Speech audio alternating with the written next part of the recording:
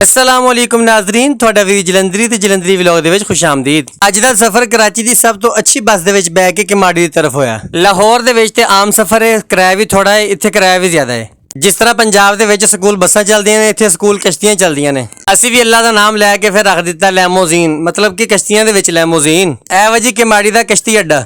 ਸਾਡੇ ਨਾਲ ਕੁਝ ਮੁਲਤਾਨ ਦੇ ਦੋਸਤ ਵੀ ਨੇ, ਮਿਲ ਕੇ ਅਸੀਂ ਫਿਰ ਕਸ਼ਤੀ ਇੱਕ ਕਰਾਈ ਬੁੱਕ। ਸਾਰਿਆਂ ਨੇ ਆਪਣੀ ਆਪਣੀ ਸੀਟਾਂ ਲਈਆਂ ਸੰਭਾਲ, ਅਸੀਂ ਵੀ ਬਹਿ ਗਏ ਫਰੰਟ ਸੀਟ ਤੇ। ਸਫ਼ਰ ਦਾ ਹੋਇਆ ਆਗਾਜ਼। ਰੂ ਵਾਲਾ ਸਮੁੰਦਰ ਤੇ ਹੈਗਾ ਜੇ ਗੰਦਾ, ਕਿਉਂਕਿ ਇੱਥੇ ਡਿੱਗਦਾ ਹੈ ਕਰਾਚੀ ਦਾ ਪਾਣੀ ਸਾਰਾ ਮੰਦਾ। ਨੇਵੀ ਵਾਲੇ ਵੀ ਆਪਣੀ ਸ਼ਿਪਾਂ ਭਜਾ ਰਹੇ ਨੇ। ਸਾਡੇ ਨਾਲ ਹੀ ਇੱਕ ਬਹਿਰੀ ਜਹਾਜ਼ ਨੇ ਵੀ ਆਪਣੇ ਸਫ਼ਰ ਦਾ ਆਗਾਜ਼ ਕਰ ਦਿੱਤਾ। ਇਹ ਹੁਣ ਪਤਾ ਨਹੀਂ ਕਿੱਥੇ ਜਾ ਰਿਹਾ ਹੈ। ਨੇੜੇ ਹੁੰਦਾ ਤੇ ਤੁਹਾਨੂੰ ਪੁੱਛ ਕੇ ਦੱਸ ਦਿੰਦੇ।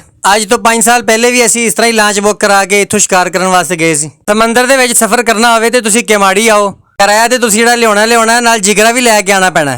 ਹੋ ਸਕੇ ਤੇ ਕਲਮੇ ਵੀ ਯਾਦ ਕਰਕੇ ਆਣਾ। ਪਿਛਲੇ ਵਲੋਗ ਦੇ ਵਿੱਚ ਤੁਹਾਨੂੰ ਦਿਖਾਈ ਸੀ ਰਾਤ ਨੂੰ ਕਸ਼ਤੀ ਇੱਕ, ਉਹਨੂੰ ਕਹਿੰਦੇ ਨੇ ਲਾਂਚ।